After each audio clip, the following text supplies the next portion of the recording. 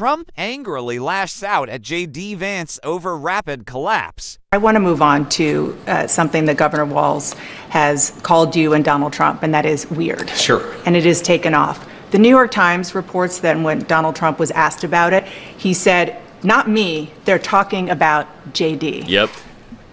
Well, certainly they've levied that charge against me more than anybody else, but I think that it drives home how they're trying to distract from their own policy failures. I mean, look, this is fundamentally schoolyard bully stuff. They can accuse me of whatever they want to accuse me of. As Harry S. Truman once said, if you can't take the heat, stay out of the kitchen. And I'm doing this because I think that me being vice president will help improve people's lives. Let's talk about Donald Trump. Every time he faces a bit of criticism or a dip in the polls, he falls apart. His responses are often disastrous press conferences, or emotional meltdowns with black journalists. It's like he can't handle any pressure without unraveling. Now, consider J.D. Vance. He seems to have accepted his role as the political oddball. It's almost like he's resigned to the fact that he's under more attack than Trump. It's as if he's trapped in a dysfunctional relationship with Trump, constantly trying to prove his loyalty and embracing his outsider status. This dynamic highlights how personal insecurities can impact and damage a political career. So I accept their attacks, but I think that it is a little bit of projection, Dana. If you think about, just take a couple of days ago. Tim Walz gives this big speech. He's been announced as the VP nominee. And I remember when I had just been announced as the VP nominee, I gave my big speech and I saw my wife and I gave her a big hug and a kiss because I love my wife and I think that's what a normal person does. Tim Walz gave his wife a nice, firm Midwestern handshake and then tried to sort of awkwardly correct for it. So I think that what it is two people, Kamala Harris and Tim Walz, who aren't comfortable in their own skin because they aren't comfortable with their policy positions for the American. All right.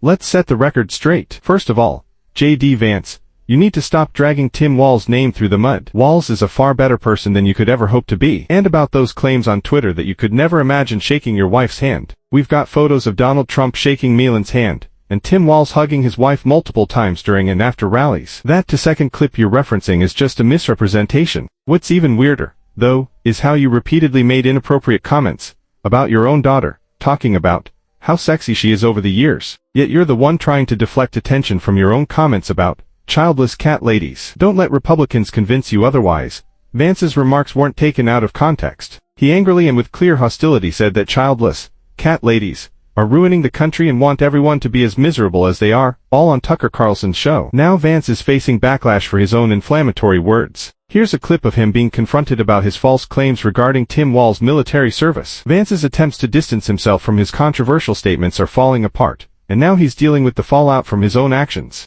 Donald Trump didn't serve in the military. He received a medical draft deferment for bone spurs to avoid serving in the Vietnam War, reportedly as a favor to his father. Do you find that shameful, too? I think that Donald Trump didn't serve in the military, but he didn't lie about it, Dana. I've known Donald Trump for a long time. He really honors our veterans. He honors me for my service. Donald Trump didn't lie about serving in the military. He didn't say that he went to Vietnam when he didn't. This is the problem. I don't criticize anybody. Whether they served our country or not, I think it's honorable to serve, but obviously a lot of people have reasons for not serving.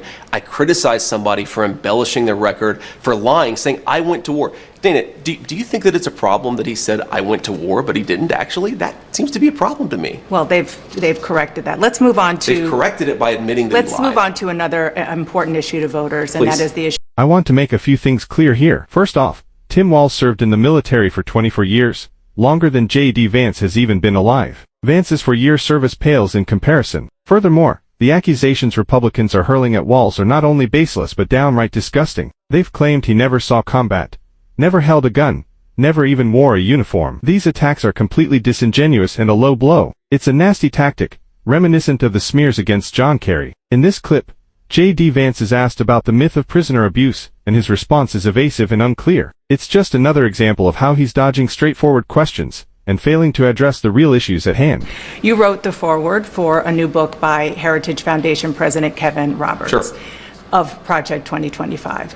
Project 2025, among many other things, calls for rolling back approval of the abortion drug mifepristone. Yep. Donald Trump told me during the debate that he would not block the drug. And on Thursday, when he was asked, he didn't rule it out. So which is it? Well, look, Dana, first of all, Project 2025 is not affiliated with the Trump campaign. Kevin Roberts is a friend of mine, but I wouldn't say that he speaks for the president in the same way I wouldn't say that he speaks for me. Keep in mind that J.D. Vance wrote the foreword for a book that's essentially a lighter version of Project 2025. The book, written by Kevin Roberts, lays out how Project 2025 is shaping the policy direction for a potential Republican administration. This connection shows just how closely Vance is tied to the far-right agenda and the strategies driving Republican policy. Donald Trump has said is that he respects the Supreme Court's opinion on the mifepristone ruling. But let me just stop you right there. Please. The Supreme Court, you're a lawyer, so you know this better than I. Sure. The Supreme Court, all they did was say that what came to them didn't have standing. So they let it stand. A real question, a substantive question, hasn't made it to the Supreme Court. So my question for you is whether or not a Trump-Vance administration would allow mifepristone to continue to be sent around the country. Well, President Trump won the nomination of the Republican Party. He said it to you, and he said it repeatedly, that his goal is not to block mifepristone, it's to let states make the decision on abortion policy.